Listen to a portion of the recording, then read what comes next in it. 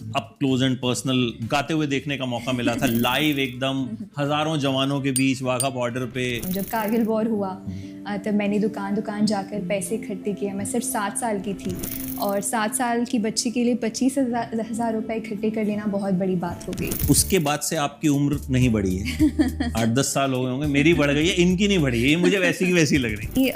2-3 दिन पहले 10 दिन की एक बच्ची हमारे पास आई और इंडिया के लगभग सभी हॉस्पिटल से मना कर दिया गया था हाई रिस्क कहकर, और अब 3,682 सर्जरीज हो चुकी हैं। या क्या एक वो जो फीलिंग है जो पलक को एक किक देती है। जब सर्जरीज होती हैं मैं कोशिश करती हूँ कि मैं सर्जरी अटेंड करूँ। अच्छा, अभी एक माहौल कहीं ना कहीं फिल्म इंडस्ट्री के लिए है, बड़े वक्त बाद एक पॉजिटिव समय। सैयारा इज डूइंग फाइन, उसका म्यूजिक बहुत पसंद, बड़े बड़े म्यूजिक चार्ट्स में टॉप पे है वो। आशिकी 2 के समय जो हमने महसूस किया था, it's almost a very similar feeling. Reels help करती हैं म्यूजिक को पॉपुलर बनाने में।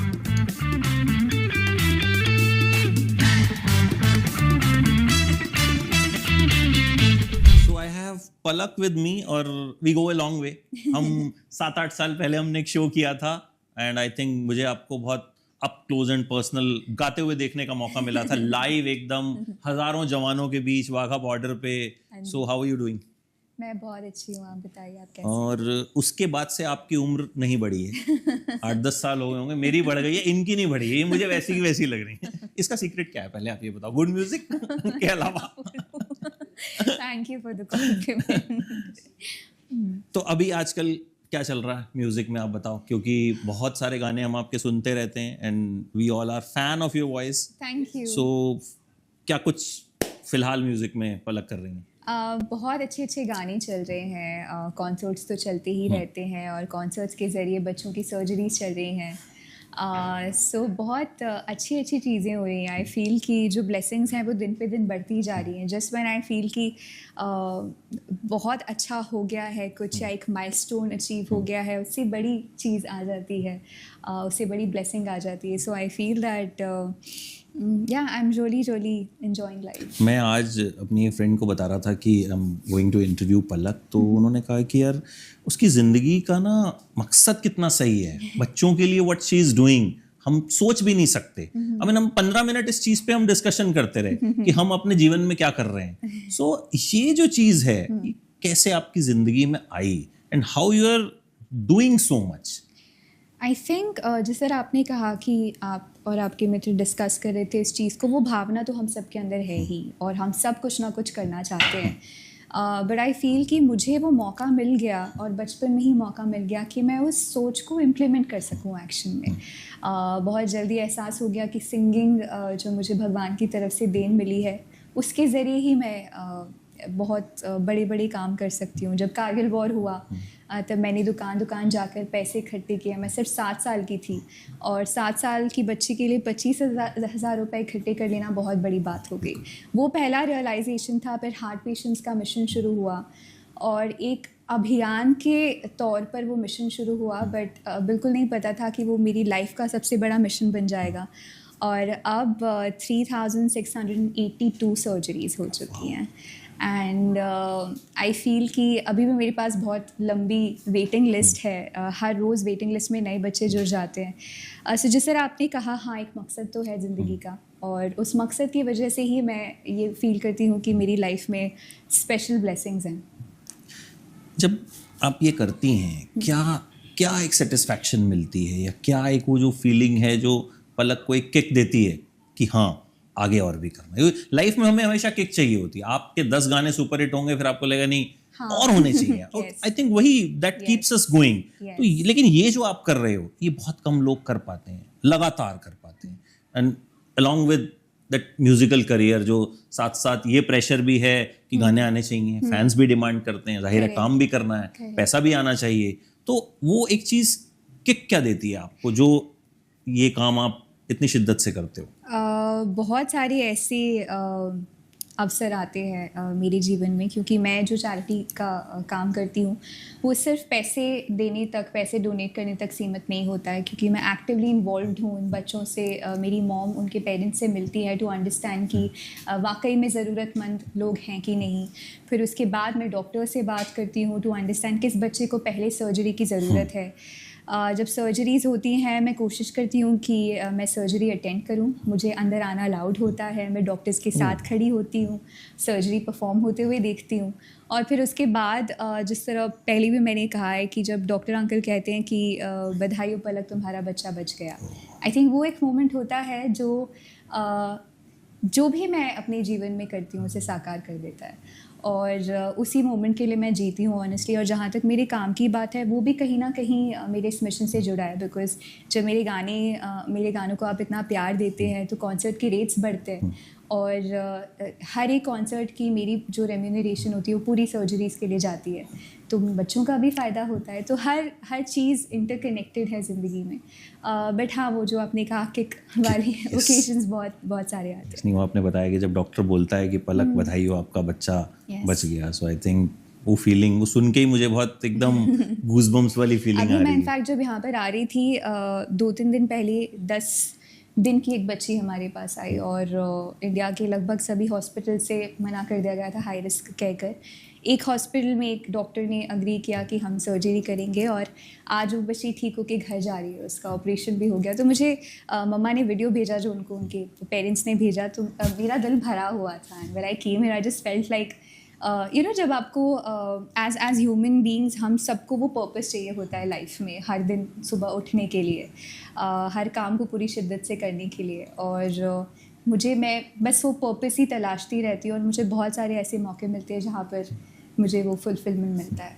अच्छा, टॉकिंग अबाउट अंदाज 2, एक कल्ट फिल्म रही अंदाज, गाने भी बहुत हिट थे, अब पार्ट 2 बन रहा है, तो थोड़ा सा म्यूज़िक के बारे में बताइए कि किस तरह के गाने होने वाले हैं, किस तरह की मेलोडीज़ होने वाली हैं। सुनील दर्शन जी की फिल्म है तो मेलोडी तो अच्छी होनी ही है। पिछले 10 सालों से उनकी जितनी भी फिल्म्स बनी हैं उसके सारे गाने मैंने गाए हैं। And I feel truly blessed कि वो मुझ पे इतना बिलीव करते हैं एज एन आर्टिस्ट।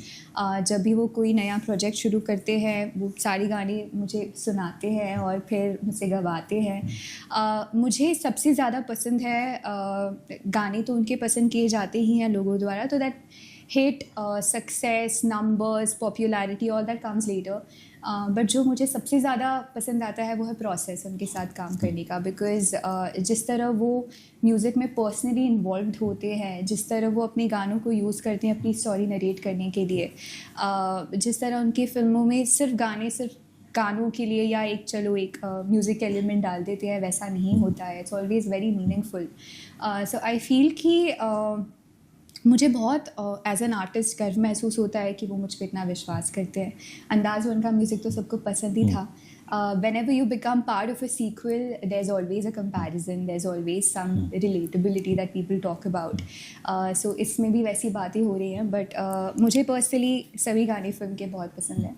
और आई एम रियली हैप्पी कि एक बार फिर मैं सुनील अंकल मैं एक्चुअली उन्हें बोलती हूँ, पर मैं इंटरव्यू के लिए सर बोल रही हूँ।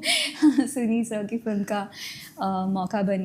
पार्ट बनने का मौका मिला। मैं उनसे जब पहली बार मिली थी I was I think 9 years old, और मैं अपनी सेकेंड एल्बम का इनॉग्रेशन करवाने के लिए मुंबई आई थी अक्षय कुमार सर और सुनील अंकल से। एंड तब इत्तेफाक से अंदाज़ 1 की शूटिंग चल रही थी। So for me, it's like the whole circle coming back in the best possible way. From Andaz to Andaz Yes. 2.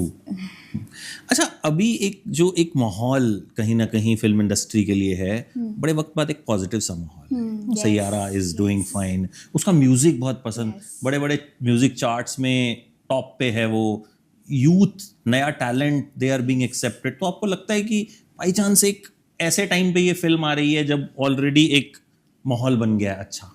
हाँ, बिल्कुल सही है, बिकॉज जब भी ऐसी कोई एक वेव को पुश करने के लिए एक प्रोजेक्ट आ जाता है पूरी इंडस्ट्री को ही फ़ायदा होता है। एंड सैयारा को जिस तरह से पसंद किया जा रहा है मैसिव लेवल पर, गानों को आई फील कि आशिकी 2 के समय जो हमने महसूस किया था, it's almost Same. a very similar feeling and this similar environment in the industry. I feel कि सभी को बहुत फ़ायदा होता है पूरी इंडस्ट्री को अगर कोई फिल्म चल जाती है तो, गाने चल जाते हैं तो, और एक होप सी मिल जाती है कि अगर अच्छा काम होगा, दिल से काम करेंगे तो वो एक्सेप्ट होगा ही. सो डेफिनेटली हर एक प्रोजेक्ट जो आने वाला है उसको एक पॉजिटिविटी का फ़ायदा तो होगा ही. अच्छा, एक पलक, एक फिल्मों में कई बार डाला जाता है आइटम नंबर, ठीक है. अब आइटम नंबर हम देखते हैं बड़े टाइम से चल रहे हैं, वो चलते हैं 10-15 दिन, फिल्म को बूस्ट मिलता है एंड देन ठीक है, हम उस वक्त हम उन्हें एंजॉय करते हैं, फिर भूल जाते हैं. फिर मेलोडीज होती हैं जो फॉरएवर रहती हैं. तो आपको क्या लगता है कि क्या फिल्म को ज़्यादा फ़ायदा पहुंचाता है, मेलोडीज या आइटम नंबर्स? सी, जब हम फिल्म की बात करते हैं तो उसमें हर तरीके के गाने की ज़रूरत होती है. Because when you talk about independent music जहाँ पर आप सिर्फ गाने बना रहे हैं बिना किसी स्टोरी के लिए, then it's another thing. But अगर आप एक फ़िल्म के लिए म्यूज़िक कर रहे हैं तो वो सिचुएशन बेस्ड होता है most of the films, unless कि अगर आप एक गाना ऐसे ही डाल रहे हैं. बट मुझे ऐसा लगता है कि एक फ़िल्म के म्यूज़िक में एक स्टोरी नरेशन का बहुत बड़ा रोल होता है. तो अगर उस सिचुएशन पे आइटम सॉन्ग की ज़रूरत है तो रोमांटिक गाना नहीं डाल सकते, और रोमांटिक की ज़रूरत है तो आइटम सॉन्ग नहीं. बट लाइक यू सेड कि अगर अच्छी मेलोडी होती है तो बहुत सारे, for lack of a better word, item song भी सस्टेन किए हैं. So I feel that it's the melody that stays. Reels help करती हैं म्यूज़िक को पॉपुलर बनाने में? I wouldn't call them reels, but social media definitely. क्योंकि I feel कि हमारे पास बहुत बड़ा पावर है. ऐसे आर्टिस्ट जिनको फिल्मों के गाने नहीं मिलते हैं वो भी अपनी आवाज़ करोड़ों लोगों तक पहुंचा पाते हैं सोशल मीडिया के ज़रिए. सो ये किसी भी आर्टिस्ट के लिए एक बहुत अच्छा समय है, बिकॉज आपको किसी प्रोजेक्ट पे डिपेंड होने की ज़रूरत नहीं है. आप अपने प्लेटफॉर्म पर अपनी खुद की फ़ैन फॉलोइंग बना सकते हैं. सो सोशल मीडिया तो डेफिनेटली हेल्प करता है. थैंक यू सो मच पलक. मेरे पास बातें बहुत सारी हैं लेकिन आप लेट हो रहे हो, और आप ऐसा काम करते हो ना कि मुझे लगा कि हो सकता है कहीं अभी पलक को हॉस्पिटल में जाना हो किसी बच्चे के लिए. So I won't take much time, but thank you so much. It was pleasure talking to you. और ऐसे ही रहिए एंड यू कीप गोइंग. खूब सारे अच्छे अच्छे गाने आप देते रहिए, और आप जो काम कर रही हैं वो I think that makes everyone proud. तो वो आप और अच्छे से करिए और ज़्यादा करिए.